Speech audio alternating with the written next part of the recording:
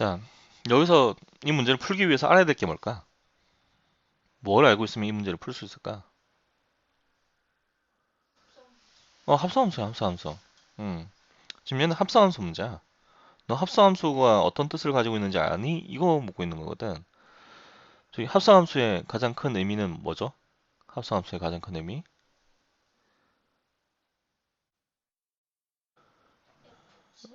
어, 어. 그치, 치역이, 그치, fx의 치역이 gx의 정역이 된다는 거잖아. 이게 가장 큰 특징이잖아, 그치? 그러니까 gx의 정역이 바뀌는 거잖아, 그쵸? 뭘로? fx의 치역으로. 그쵸? 그럼 이제 우리가 봐야 될 거 뭐냐면은 gx의 정의역과 fx의 치역이야. fx 치역이 뭐가 되는지. 자, fx는 지금 mx이고 x는 a에서부터 a까지 가는 a에서 a로 가는 함수니까 a는 자연수란 말이지 x가. 그럼 fx는 어떤 애들이랑 대응을 하게 되냐면 m, 2m, 3m, 4m 이런 애들하고 대응을 하게 돼. 근데 얘들이 다 뭐가 되어야 되냐면은 자연수가 되어야 돼. 그럼 m, 2m, 3m, 4m 이런 애들이 다 자연수가 되려면 m도 뭐가 돼야 될까요? 그렇지, m도 자연수가 돼야 되는 거야. m도 자연수가 돼야 되는 거야. 이런 애들하고 지금 대응을 하게 돼. fs는. 그러니까 얘가 gx에 뭐가 되냐면은 치역이 되는 거지. gx의 치역. gx의 정역. 정역. fs의 치역이 gx의 정역이 되는 건데 gx는 정역을 4로 나눈 나머지래요. 어차피 x가 여기는 x 여기 x에 들어갈 애들이 m, 2m, 3m, 4m인데 얘들은 자연수란 말이죠. 자연수. 자연수를 4로 나누었을 때 나머지는 0, 1, 2, 3밖에 나올 수 없어. 그렇죠? 근데 치역의 원소의 계수가 한 개라는 얘기는 모조리 다 1이 되든지 모조리 다 2가 되든지 모조리 다 3이 되든지 아니면 모조리 다 0이 된다는 얘기예요. 되죠? 음. 자, 그걸 만족하는 자연수 m의 최소값은 이라 돼 있어.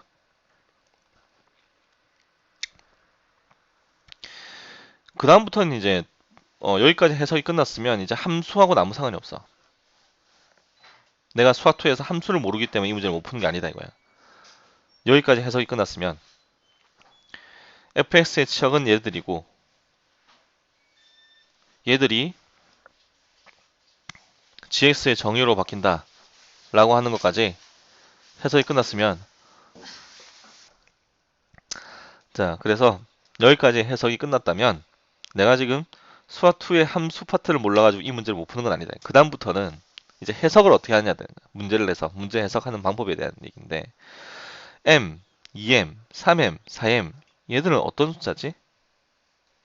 m의 배수, m의 배수, m의 배수 모조리다. 그럼 만약에 m이 2라면 2의 배수들이라는 게 2의 배수들. 2의 배수들을 4로 나누면 나머지가 항상 일정한가? 아니죠. 3의 배수들은 일정하지 않지. 3일 때는 나머지가 3, 6일 때는 나머지가 2. 나머지가 바뀐단 말이야. 그럼 치역이 한 개가 될 수가 없어. 그럼 치역이 한 개가 되려면 4의 배수가 되면 되겠죠. 4의 배수가 되면 다 나누고 떨어지니까 다 0한테 대응을 할 거 아니니. 그럼 답이 3번인 거예요. 음.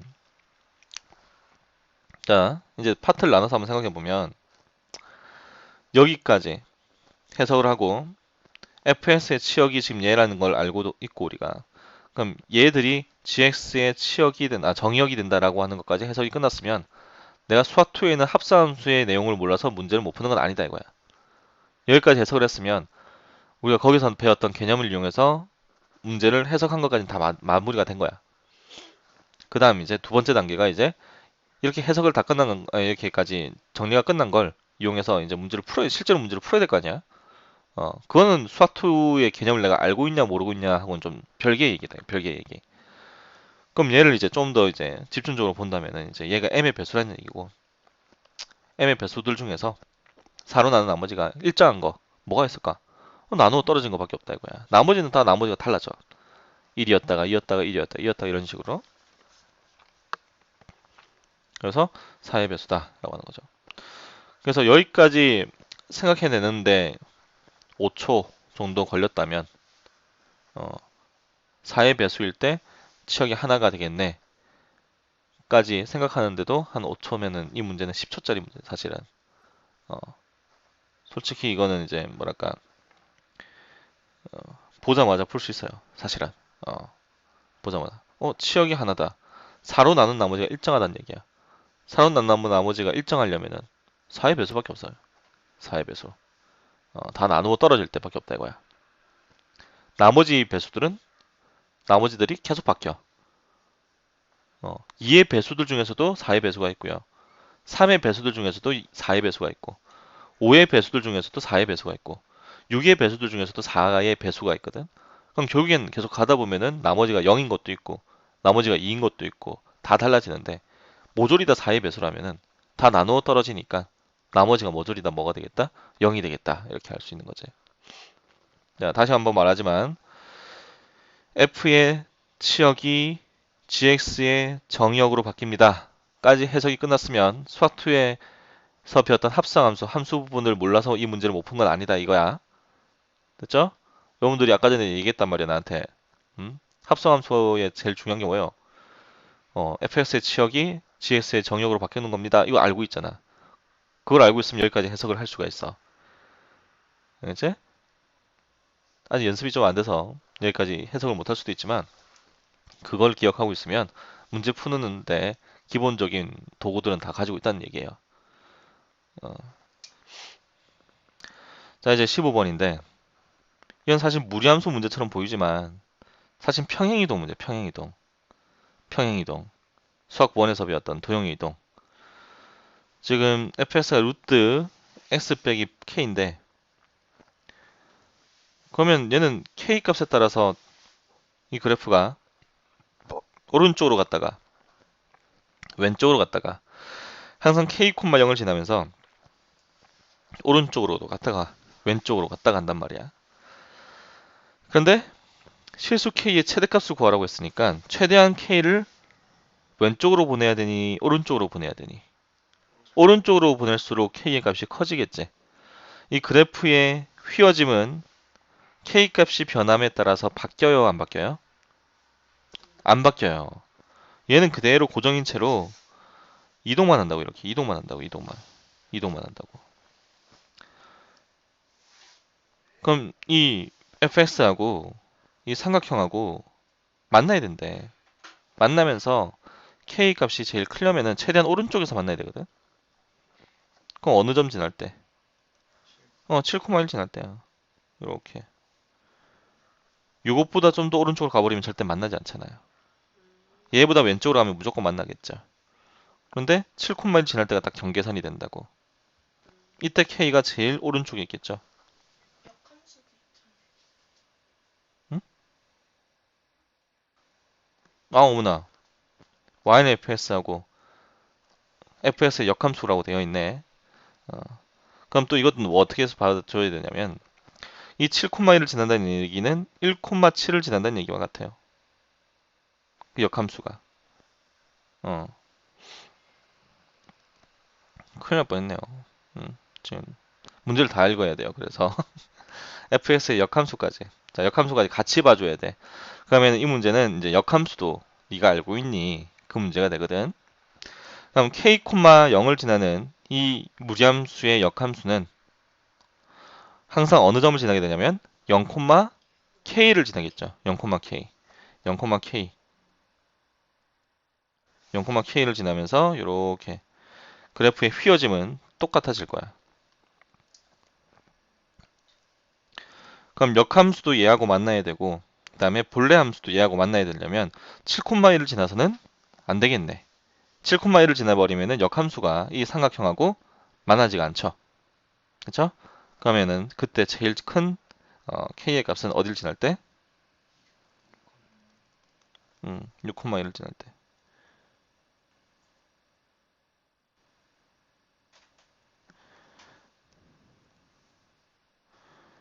그리고 얘가 6,1을 지나게 되면은 그래프 이렇게 될 거니까 삼각형하고 어떻게 되겠어요?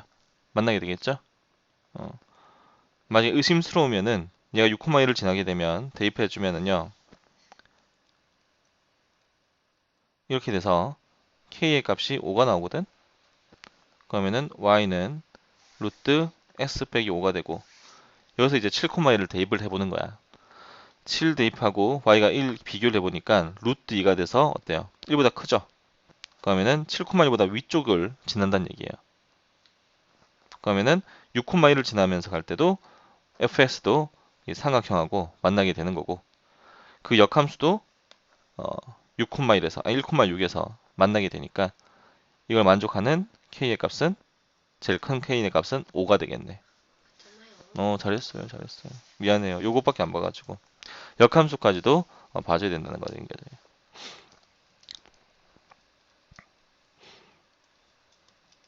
자, 다시 한번 보면은 이 문제에서 제일 큰 키포인트는 평행이동을 네가 알고 있니? 하고 역함수를 알고 있니? 요 두 가지예요. 평행이동을 알고 있니? 역함수를 알고 있니? 그 다음에 또 하나 더 보면은 지금 아까 전에 얘가 6,1을 지날 때 6,1을 지나면서 그래프가 여기보다는 계속 올라갈 거니까 반드시 7에서는 1보다 더 크다는 거. 그치? 무리함수의 그래프의 개형까지 여러분들 생각할 수 있으면은 문제를 푸는데 어렵지가 않았을 거예요. 여기다 이렇게 하는 건 되는데 이거 굳이 이걸 또 똑같이 그려가지고 할 필요는 없겠지. 그치? 잘했어요, 잘했어요. 네. 그래. 아, 맞다. 문제가 없으니까. 그래.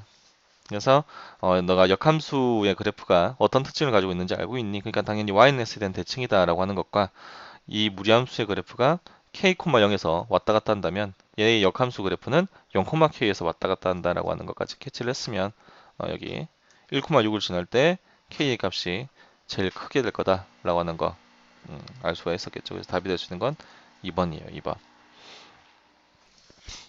자, 이 19번 문제는 이제 합성함수 알고 있니? 이것도 합성함수 문제, 합성함수 문제. 합성함수 문제고, 그다음 가조건, 나조건을 해석하는 능력은 우리가 수학 1에서 배웠던 거예요. 수학 1에서.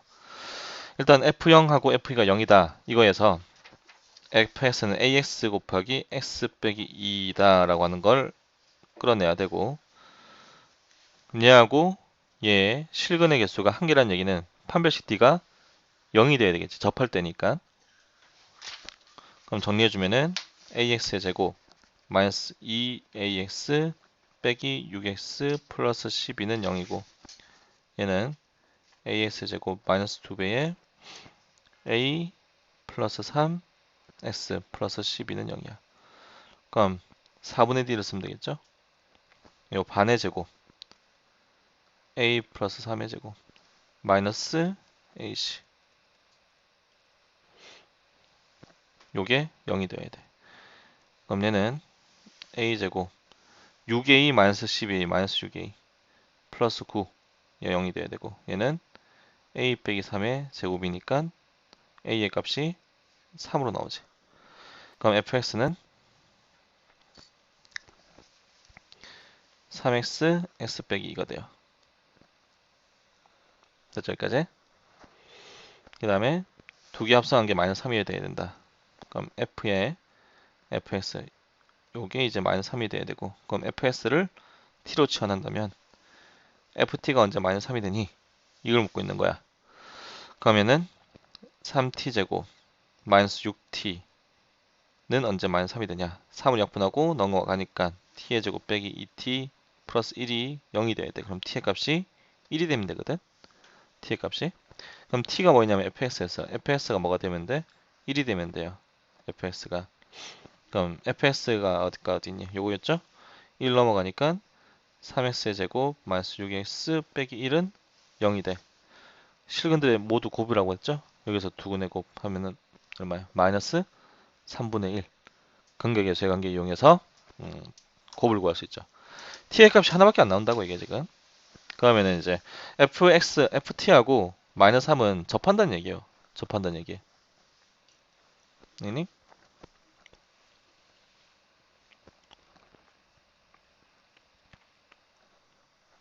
자, 이 문제는 사실 뭐 합성함수 요거 빼면은 그냥 수학 원 문제야. 수학 원 문제. 2차 함수, 2차 방정식의 관계 알고 있니? 2차 함수와 2차 방정식의 관계를 알고 있니? 가 조건 이용해서 fx 틀을 만들고 나 조건 이용해서 미지수 a, x제곱의 개수 a를 구할 수가 있다고. 실근의 개수가 한 개라는 얘기는 fs하고 6x 빼기 2, 그러니까 얘를 넘겨버리면 fs는 6배의 s 빼기 2가 되니까 얘는 1차 함수, 2차 함수 두 개 같아지는 실근의 개수가 한 개라는 얘기는 1차 함수하고 2차 함수가 서로 접한다는 얘기고, 접하게 되면 얘를 만들었을 때, 이걸 방정식으로 만들었을 때 나오는 2차 방정식의 판별식이 0이라는 얘기죠. 그걸 이용해서 이제 a 값 구할 수 있는 거고요. fs를 구하고 나면은 결국에는 얘를 구하는 건데, 여기서 이 fs를 t로 치환하게 되면 ft가 -3 되는 걸 찾는 거야. ft가 -3 되는 t의 값이 하나밖에 안 나오더라 이거지. t가 1일 때, f1이 -3이기 때문에 t는 1일 때가 되더라. 그럼 t가 1이라는 얘기는 fx가 1이 된다는 얘기고, fs가 1이 된다는 얘기는 요 방정식이 0이 된다는 얘기니까, 여기서 나올 수 있는 근의 개수 두 개의 그 실근의 곱은 3분의 -1 이렇게 되겠죠. 그래서 답이 1번. 그러니까 이게 저기 딱 보면은 뭔가 뭐 새로운 문제 같기도 하고 4점짜리 문제니까 좀 이상한 문제 같기도 하고 해도, 가조건 나조건 해석하는 거는 우리가 수학 원에서 다 배웠던 것들이거든. 음. 가는 지금 저걸 이용해서 이제 근을 알려주고 있는 거죠. 0이 근이다. 미도 근이다. 그럼 저 2차 함수의 꼭지점의 x좌표 어떻게 될까? 1이겠죠, 1. 0과 2의 가운데. 맞니? 음, 그런 것도 알고 있고.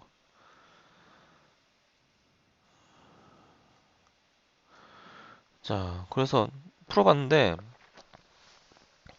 사실 이제 4점짜리라고 해서 이제 여러분들이 지레짐작 겁먹고 이제 잘 못 푸는 경우가 있어도, 이게 잘 뜯어보면은 그렇게 어렵진 않다고요.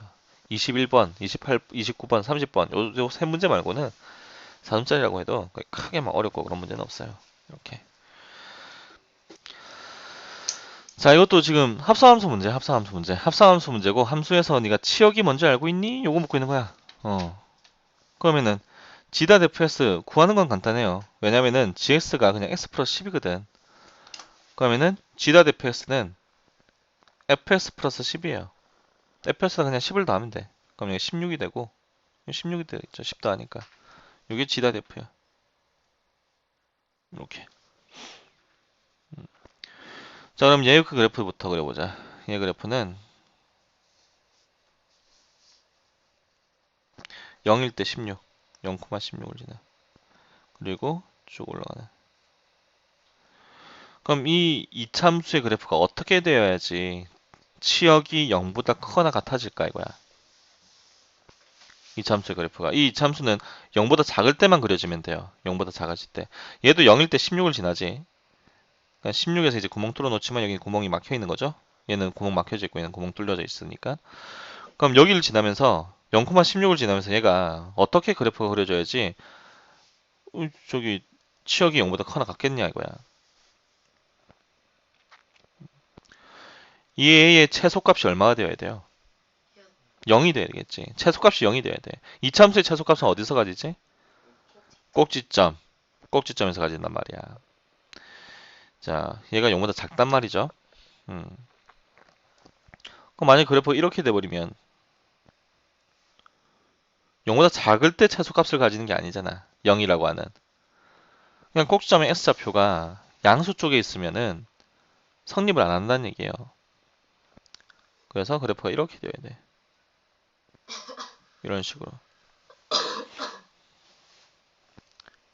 이게 접하게 되면서 아래로 볼록으로 이렇게 들어가 줘야지 치역이 0보다 크거나 같다가 된다고. 그럼 얘 판별식이 얼마가 돼야 돼요? 0이 돼야 되겠죠? 그럼 반의 제곱 마이너스 AC 16 0 돼야 돼. 그럼 A의 값이 4 또는 마이너스 4야. 근데 A가 4가 돼버리면 마이너스 4가 돼버리면 여기는 8이 되고, 그러면은 어떻게 돼요? X좌표 꼭점 X좌표가 4가 돼버려. 그럼 이렇게 되면 이거 안 된단 말이야. 그치? 그래서 a는 4가 되어야 돼. 그래서 꼭지점 S좌표가 마이너스 4 여기를 지나면서 아래로 블록 형태가 되어야지 치역이 0보다 커나 같으면서 그래프가 온전히 그려지는 형태가 되겠죠. 그래서 얘 같은 경우는 이제 여러분들이 기억해야 될 건 뭐냐면 이 정역의 범위에 따라서 나눠져 있는 함수거든. 정역이 0보다 작을 때는 2차 함수, 0보다 커나 같을 때는 1차 함수 이렇게 두 개로 쪼개져 있는 형태의 함수를 그래프에 대해서 생각할 수 있느냐 요거를 묻고 있는 거예요 사실은. 그리고 사실 수학2 관련된 문제는 이거밖에 없어. G.F에서 구할 수 있는 요거밖에 없다고. 합성함수 구할 수 있는 요거에서 끝나는 거야. 2차 함수에 대한 수학2에 대한 어떤 개념은 그 이상 그 외의 것들은 그냥 그래프 그릴 수 있냐 이거야. 그래프를 그릴 수 있냐. 그럼 만약에 여기까지 생각을 했는데 그래프를 잘 못 그려서 문제를 못 풀었다면은 이렇게 정의역이 나뉘어져 있는 함수의 그래프를 그리는 걸 다시 한번 좀 공부를 해봐야 되는 거지. 그러면은 정의역이 나뉘어져 있는 함수의 그래프를 어떻게 구하느냐? 정의역별로 나눠서 문제를 풀면 그래프를 그리면 되는 거예요. 0보다 커나 같을 때는 x 플러스 6이니까 x가 제일 작을 때가 0이네. 그럼 0일 때 16을 지나네. 그 다음에 기울기가 1이니까 올라가는 형태 그래프가 된다 이거야. 0보다 커나 같을 때는. 0보다 작을 때는 2차 함수네. 그럼 0보다 작을 때 2차 함수로 그래프를 그리면 돼. 이렇게 그려도 되고요. 만약에 꼭점 여기 있으면은 이렇게 그래프가 그려질 거니까 0보다 작을 때만 생각해야 돼서 여기는 지워버리고 0보다 클 때는 지워버리고 0보다 작을 때만 남겨놓으면 된다 이거야. 근데 이렇게 해버리면은 치역이 0보다 커나 같아지지가 않는단 말이죠. 그래서 그래프가 이렇게 되어 있는 아이고 다 지워버렸어. 그래프가 이렇게 돼줘야지 x축과 접하면서 아래로 블록 왼쪽에 y축 왼쪽 그러니까 x가 음수 쪽에서 그래프가 이렇게 그려져야지만 체역이 0보다 커나 같으면서 온전한 그래프가 그려질 수 있다 이거죠. 그래서 28번 같은 문제도 사실은 수학2 문제라고 하기에는 약간 좀 그래요. 사실 요거밖에 없기 때문에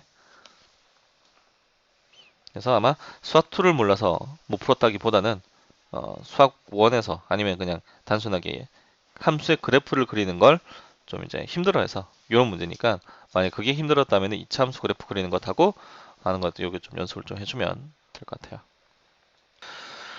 자, 이거는 이제 조건이 주어져 있을 때 집합을 구하라는 문제거든.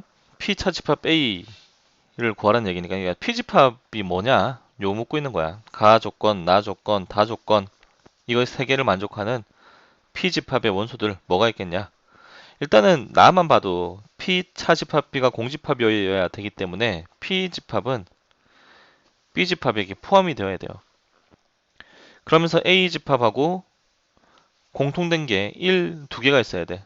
그 말은 1, 2, 3, 4 중에서 2개를 가지고 있고 1, 2, 3, 4 중에서 그 나머지 2개를 또 안 가지고 있다는 얘기지. 나머지 2개는. 이래놓고 모든 원소의 합이 28이 돼야 된대. 그럼 이제 이 세 개의 조건을 활용해가지고 문제를 풀어나가는 거예요. 오케이? 자, 여기서 2개를 가지고 있어야 돼. 그럼 2개 가지고 있을 때, 될 수 있는 값들이 뭐 있겠냐? 뭐 1, 3도 있고, 1, 2도 있고, 3, 4도 있고, 1, 5도 있고, 2, 3도 있고, 2, 4도 있고, 뭐 여러 가지 있겠지? 그럼 여기서 나올 수 있는 숫자들이 7도 있고요. 6도 있고, 5도 있고, 4도 있고, 3까지. 7, 6, 5, 4, 3이 나올 수 있어. 합이. 2개 가지고 있다. 그 다음에 공집합이다. 집합의 원소의 합은 28이다. 이걸 다 활용해서 P집합을 구해야 된다고. 그럼 여기 A집합에서 2개를 가지고 나머지 2개는 안 가진단 말이야. 그렇게 해서 이제 나올 수 있는 게 7, 6, 5, 4, 3이에요. 그럼 1, 2, 3, 4를 빼고 B집합에서 5, 6, 7, 8들을 조합해서 28이 될 수 있는 숫자를 찾으면 되거든. 7하고 8 더하면 15, 5하고 6 더하면 11. 이건 4개 더하면 26인데 그러면 여기서 2가 들어와야 되는데 2보다 항상 다 크잖아. 그러면 B에 있는 5, 6, 7, 8을 모조리 다 P가 가지고 있지는 않단 얘기야. 그럼 5, 6, 7, 8 중에서 5가 없다면은 8이 없다면은 5, 6, 7을 가지고 있게 되고요. 그러면은 여기 3개의 합이 18인데 28 되려면 10이 있어야 돼. 오, 10 없잖아. 그럼 8은 가지고 있어야 된다는 얘기예요. 그럼 7이 없다고 해봐. 7이 없으면 19. 그럼 합이 28 되려면 9가 있어야 돼. 9도 없지. 그러면 7도 안 되는 거야. 7도 가지고 있어야 돼. 그 다음에, 응? 이거 1, 2, 3, 4를 가지고 더한 거. 두 개를 더한 거. 두 개씩 더한 거. 3, 4를 더하면 7. 응? 그럼 6이 없다면은 20이 되고, 합이 28 되려면 8이 있어야 되는데, 봐봐. 8도 없잖아. 그럼 결국에는 5가 없다는 얘기야. 5 외에 6, 7, 8을 다 가지고 있다는 얘기예요. P가. 그럼 6, 7, 8 더해주면은 21이고, 28 되려면 7이 되어야 되거든? 그럼 7은 3, 4일 때지? 그래서 P집합은 3, 4, 6, 7, 8이야. 그러면은 A집합과의 교집합이 3, 4 두 개가 있고, P차집합 B는 뭐가 돼요? 공집합이 되죠? 그리고 P의 모든 원소의 합은 28이 된다고. 15, 21, 28.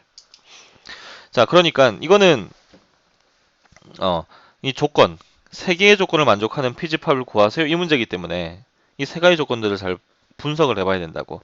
그럼 가 조건 같은 경우는 A하고 두 개는 있고 두 개는 없다는 얘기야. 그리고 B, 나 조건은 P가 B에 포함이 된다는 얘기예요. 그쵸? 나 조건이 참 중요하지. 나 조건. P가 B에 포함된다. 그러니까 B에 있는 원소들만 가지고도 우리가 P의 합이 28이 되는 걸 찾을 수 있어야 된다 이거죠. 1, 2, 3, 4 중에서 두 개를 가지고 5, 6, 7, 8줄 중에서 몇 개를 조합해서 28이 될 수 있는 방법을 생각해 보는 거야. 5, 6, 7, 8 다 가지고 있으니까 1, 2, 3, 4에서 두 개를 가지면은 원소의 합이 28을 넘어가 버려. 그 말은 5, 6, 7, 8들 중에서 반드시 한 개, 적어도 한 개는 없어져야 된다는 얘기거든. 없다는 얘기거든. 근데 1, 2, 3, 4를 가지고 만들 수 있는 게 7, 6, 5, 4, 3인데 8이 없으면 될까? 8 못 만든다고. 7, 6, 5, 4, 3 가지고. 그럼 7이 없으면은 7 이게 여기 합하면은 얼마였죠? 11, 19. 7이 없으면은 합이 19인데 28 되면 9가 되어야 돼. 그건 7, 6, 5, 4, 3 가지고 9를 못 만들어. 그치? 그냥 될 수 있는 건 5만 없으면 된다. 5만. 5만 없으면 14, 21이 되고요. 합이 28 되려면 7이 되면 되니까 P는 3하고 4를 가지고 있으면서 6, 7, 8까지 가지고 있는 요런 놈이 된다고. 자, P 차집합 A야. 여기서 A를 차집합해버리면은 없어져 버리고 6, 7, 8이죠? 얘를 다 곱하면 6, 7, 42, 8, 26, 48, 32, 336 이렇게 되겠네. 자, 이 30번 문제는 역시 이제 함수 문제인데 유리함수 문제인데 유리함수하고 이게 수열의 합하고 합쳐져서 나온단 말이야. 이렇게. 그러면은 이 시그마에서 여러분들 기억해야 될 게 두 가지가 있어요. 그러니까 시그마 공식 이용하는 게 있지. 시그마 K제곱, 시그마 K 세제곱. 이런 것들이 아니면 직접 더해야 돼. 나머지 것들은. 다 직접 더하는 거야. 뭐 부분 분수로 쪼개서 더하는 것도 있었고. 그러니까 얘도 분명 어떤 규칙이 있다는 얘기지. 수열의 합이기 때문에 반드시 규칙이 있어. 그러면 fx가 지금 유리함수고 a에는 그 유리함수의 치역을 어, 수열의 값으로 가지고 있는 수열이란 말이야. 그럼 유리함수에서는 어떤 규칙이 있느냐? 유리함수의 가장 큰 특징이 뭘까요? 유리함수의 가장 큰 특징. 정근선. 정근선에 대해서 대칭이야, 항상 얘는. 대칭이라고 하는 특징을 가지고 있어. 자, 이 그래프를 그려볼게요, 한번.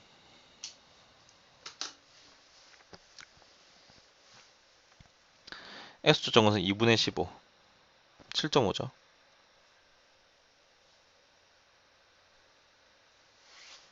Y축 정근선은 4.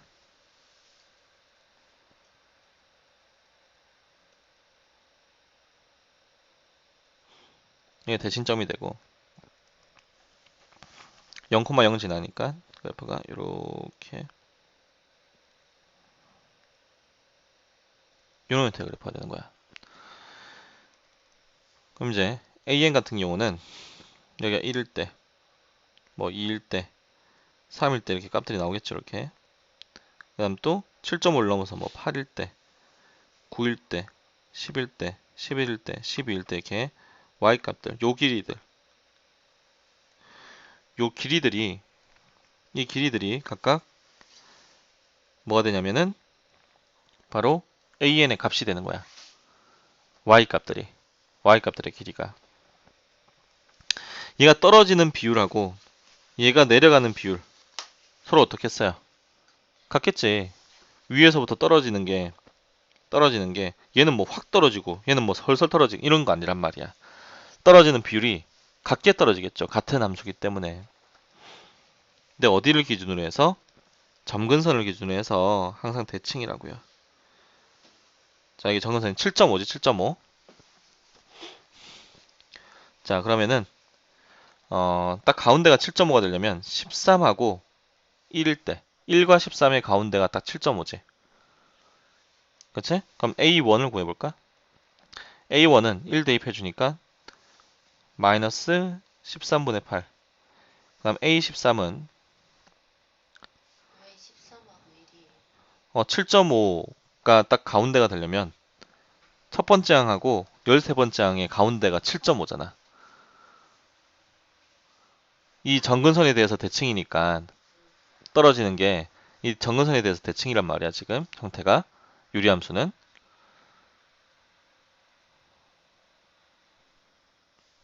음. 6 아니에요? 아, 7? 6. 아, 1하고 13. 아, 1하고 15. 1하고 15. 그렇죠. 1하고 15. 아, 1하고 16. 아니, 아닌데. 1하고 16. 16이어야지 홀수 되잖아요. 아니죠, 아니죠. 1하고 16 하면은 빨리 들어가. 7.5를 2배 하면 얼마예요? 15. 그럼 1하고 14. 1하고 14의 가운데가 7.5.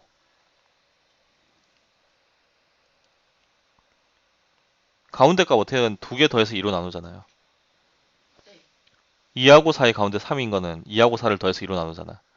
7.5가 가운데가 되려면 1하고 14를 더해서 2로 나누어야지 7.5가 되겠지. 13이 아니라 14. 자, 14번째 항은 28 빼기 15니까 13. 봐봐, 또 분모가 13이 돼버리지. 그 다음 14 대입하니까 8 곱하기 14예요. 얘 두 개를 더하면은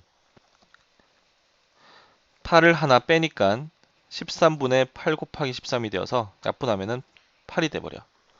자, 그러면 두 번째 항하고 13번째 항은 보자고. 두 번째 항은 마이너스 11분의 16. 13번째 항은 역시 11분의 8 곱하기 13이에요. 얘는 8 곱하기 2고. 좀 두 개를 더하면은 11분의 8 곱하기 11이 되어서 약분하니까 또 8이 돼버려. 그러니까 이게 대칭이기 때문에 점근선에 대해서 대칭이기 때문에 점근선이 지금 7.5란 말이죠. 그럼 7.5가 될 수 있게 첫 번째 항과 14번째 항, 두 번째 항과 13번째 항을 더하면은 항상 8이 된다는 얘기야. 그러면은 첫 번째 항 14번째 항, 두 번째 항 13번째 항, 세 번째 항 12번째 항, 네 번째 항 11번째 항, 다섯 번째 항 10번째 항, 그다음 여섯 번째 항, 아홉 번째 항, 일곱 번째 항, 여덟 번째 항까지 하나, 둘, 셋, 넷, 다섯, 여섯, 일곱 번 이렇게 7개의 묶음에서 다 8이 나오니까 8, 7, 56. 여기까지 56인가? 여기까지 합이 56이야. 14번째 항까지 합이 첫 번째 항부터 14번째 항까지 합이 56인 거예요. 됐죠, 여기까지? 자, 이제 15번째 항 넣어볼게요. 이제 56이니까 73 되려면은 요것보다 이제 한 몇 개만 더 넣어보면 될 것 같아. 15번째 항 넣어주면은 15분의 8 곱하기 15가 되어서 또 8이야.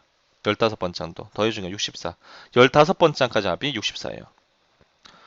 그럼 16번째 항은 32에서 15 빼니까 17. 16번째 항이 8 곱하기 16. 얘는 8보다 약간 작겠죠? 8보다 약간 작으니까 16번째 항까지 더해주면 73보다 작게 된다 이거야. 작게 되는 거에 최대값이 되겠죠. 17번째 항까지 더해버리면은 73을 넘어가 버릴 거니까 16번째 항까지. 이렇게 보면은 거의 8이랑 거의 근접하잖아. 그럼 더하게 되면은 70 1점 얼마 얼마가 될 거라고. 그럼 그 다음 17번장을 더해버리면 73을 넘어가 버릴 거니까 안 되겠지. 그래서 m의 최대값은 16이다 이거야. 이것도 함수 문제, 함수 문제. 유리함수든 대칭이다. 정근선에 대해서 대칭. 그 다음에 대칭점에 대해서 대칭. 대칭 직선에 대해서 대칭이라고 하는 성질을 이용해서 문제를 푼 거죠. 이렇게. 그래서 쭉 나열해 보면은 다 함수 문제예요, 함수 문제. 그러니까 3월달 모의 평가의 포커스는 다 함수야, 함수. 그러니까 수화토 함수를 꾸준히 복습을 하고 그 다음부터 이렇게 좀 문제를 풀어보는 것도 연습도 하고 이렇게 좀 되겠죠.